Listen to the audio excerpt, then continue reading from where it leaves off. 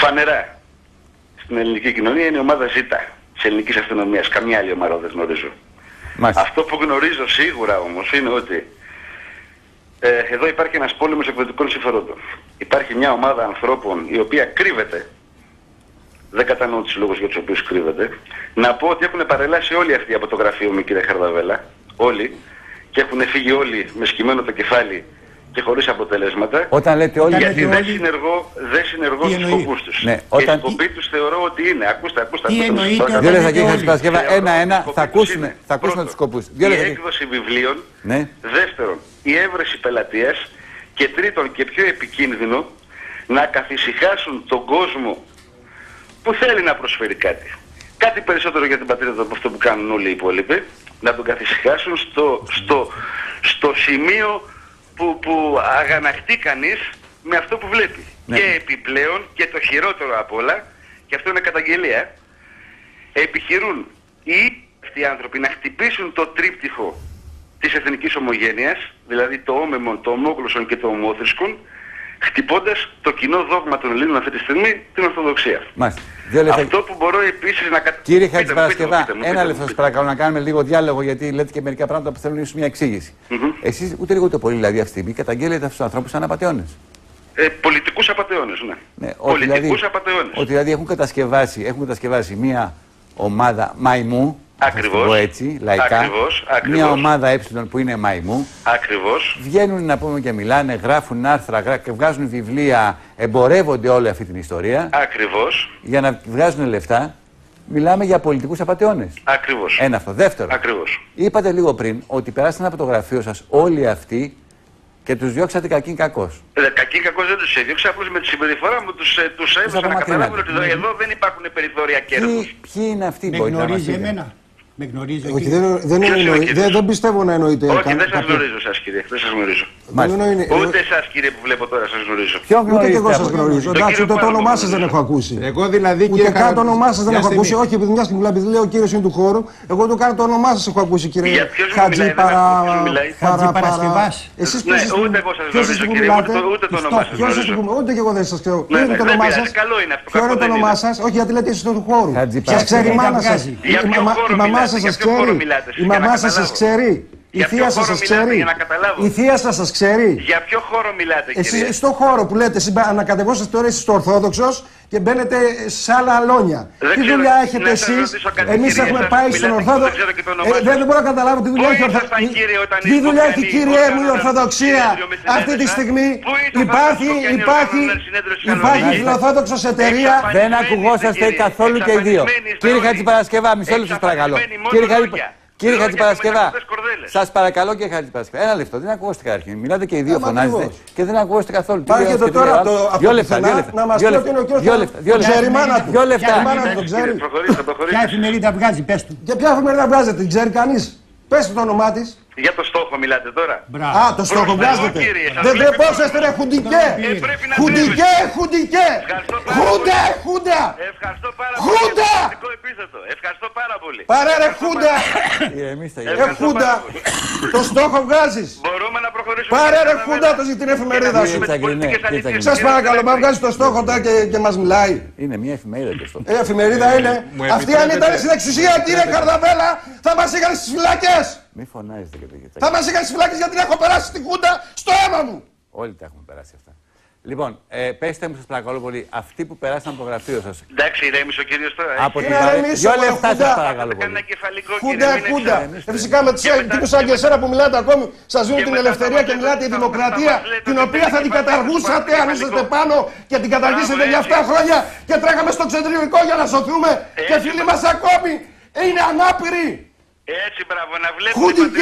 Χουντικέ. Πάρ' το στόχο σου, χουντικέ. Συνεχίστε έτσι. Τι συνεχίσε, μωρέ. Κύριε Τσακρινέ, δεν μιλάω, πάρα πολύ. Τέλειωσα. Λοιπόν, εντάξει, κύριε Χαρδαβέλα. Κάτι τελευταίο. Από τους παρόντες, υπάρχει κάποιος ο οποίος να πέρασε από το γραφείο σας και να σας πρότεινε αυτά που μας είπατε? Να μου προτείνει τι, κύριε Χαρδαβέλα? Είπατε ότι ήρθαν στο γραφείο σας και σας προτείνανε να συνεργαστείτε με την εφημερίδα και για την ομάδα και εσείς τους αποπέμψατε. Αυτό κατάλαβα. Αυτό που μπορώ να σας πω εγώ με σιγουριά είναι να σας αναφέρω ένα περιστατικό που συνέβη πριν από 2,5 χρόνια περίπου στην έκθεση βιβλίου Θεσσαλονίκης. Μάλιστα. Παρουσία του εκδότη της Θεσσαλονίκης Κυριάκου Βελόπουλου, του τότε Προέδρου της Νεολαίας Λαός Γεωργιάδη Γιώργου και διάφορων άλλων παρισταμένων. Κύριε Πάλμα, γιατί γελάτε? Να πάρετε πίσω αυτό που είπατε για μας. Έχω ένα περιοδικό, κύριε Πάλμα, δικό σας, θέλετε να το κοιτάξουμε μήπως? Κύριε Χατζηπαρασκευά, για πείτε μου. Καταρχάς εγώ είναι πασίγνωστο ότι μου έχουν προτείνει περί τους 15 εκδοτικούς οίκους να βγάλω βιβλίο και δεν έχω βγάλει, αλλά πιστεύω ότι δεν υπονοούσατε ότι ήρθα στο γραφείο σας για να βγάλω βιβλίο. Είστε εκπρόσωπος της ομάδας Ε, κύριε Λοιπόν, Πάλμα. το δεύτερο, κύριε Χατζηπαρασκευά, Είστε εκπρόσωπος τύπου της ομάδας σας έχω δει μόνο μία φορά όταν ήρθα να βρω τον κύριο Λιακόπουλο. Τροπή. Είστε εκπρόσωπος της ομάδας. Σίγουρα δεν είναι τη CIA, κύριε Χατζηπαρασκευά. Δηλαδή, σίγουρα δεν πουλάω. Σε αυτόν τον τόπο, σίγουρα δεν πουλάω αμερικάνικα όπλα μέσα από εφημερίδα μου. Αυτό είναι σίγουρο. Είστε εκπρόσωπος της ομάδας Ε. Ούτε ΚΑΚΕΜΠΕ, δικό του πρόβλημα. Μα υπάρχει περιπτώσει λίγη σοβαρότητα. Λοιπόν, μπορείτε να μου πείτε γιατί μπορείτε να με κατηγορήσετε, κύριε Χατζηπαρασκευά? Επειδή σας δώσανε εντολή να με κατηγορήσετε, υπάρχει κατηγορία? Θα την κάνουμε τη Μεγάλη Ελλάδα, αλλά όχι με παραμύθια. Και όχι με παραμυθάδες μπροστά. Ναι, με φασισμό. Θα τη φτιάξουμε τη Μεγάλη Ελλάδα, κύριε Πάλαμο, να είστε σίγουροι. Κύριε Χατζηπαρασκευάδη, δεν αρέσω. Δεν αρέσω στο περιβάλλον σας, λυπάμαι. Λοιπόν, σας παρακαλώ πάρα πολύ, εμείς κύριε Χατζηπαρασκευά, να τελειώσουμε, να κλείσουμε εδώ. Ο κύριος τι πρόβλημα έχει? Μα τώρα να μιλάτε για Ευρώπη, η Τουρκία, κύριε, μιλάει με αυτή τη στιγμή, συζητάει με την Ευρώπη. Αύριο μπορεί η Τουρκία να είναι μέρος... Κύριε σας παρακαλώ πάρα πολύ. Θα ανοίξουμε κουβέντα τώρα να πούμε τι γίνεται με την Τουρκία. Λοιπόν, εντάξει, καλά, όταν θα γίνει θα μου το πεις. Καληνύχτα, κύριε Χατζηπαρασκευά. Γεια σας, γεια χαρά. Εδώ πέρα έχω την αίσθηση ότι βγήκαν πάρα πολλά στη μέση, κύριε Πατσέ. Κύριε Πατσέ, βλέπετε ποιοι βάλουν εναντίον μου. Δεν βάλει ο ριζοσπάστης, δεν βάλουν τα νέα, δεν βάλει αριστερά. Είδατε τώρα ποιοι βάλουν εναντίον μου. Ναι. Πέρα από αυτό όμως. Για να συνδέσετε αυτό με αυτό που λέγατε, ότι υπάρχει εθνικιστική τάση. Εγώ δεν μπορώ να είμαι εθνικιστής, διότι εθνικιστής και άνθρωπος εντός της πραγματικότητας δεν γίνεται. Πατριώτης, ναι. Εθνικιστής δεν γίνεται να είναι. Λοιπόν, για να ηρεμήσουμε λιγάκι, πάμε σε ένα βίντεο καλύτερα και θα κάνουμε τα συμπεράσματα μετά, γιατί έχω αρχίσει ήδη να καταλαβαίνω μερικά πράγματα που θέλω να τα πω στο τέλος όμως. Λοιπόν, ο αείμνηστος Γιώργος Γκιόλβας, ένας εφευρέτης, που είχε βρει πάρα πολλά πράγματα, ο οποίος μεταξύ αυτών είχε δει και αυτό το υπερόπλαιο που λένε τον Πέβατον κλπ. Που στηρίχθηκε από το Υπουργείο Εθνικής Άμυνας και αυτό είναι κάτι δεδομένο και θα το δείτε σε λίγο πώς. Συναντήθηκε με τον Γιώργο Πάλμο λίγο πριν πεθάνει και του έδωσε μια συνέντευξη. Ένα μικρό κομμάτι της συνέντευξης αυτής θα ακούσουμε τώρα για να γνωρίσουμε και τον άνθρωπο Γκιόλβα και αμέσως μετά θα ακούσουμε τη σύζυγό του, η οποία βεβαίως ζει, η οποία μίλησε μαζί μου πριν από περίπου 15-20 μέρες και μου είπε κάποια πράγματα για τον άντρα της που εμφανίζεται ως ο φυσικός ηγέτης της ομάδας Ε τα τελευταία χρόνια. Πάμε λοιπόν να δούμε τη συνέντευξη Γκιόλβα σε Πάλμο.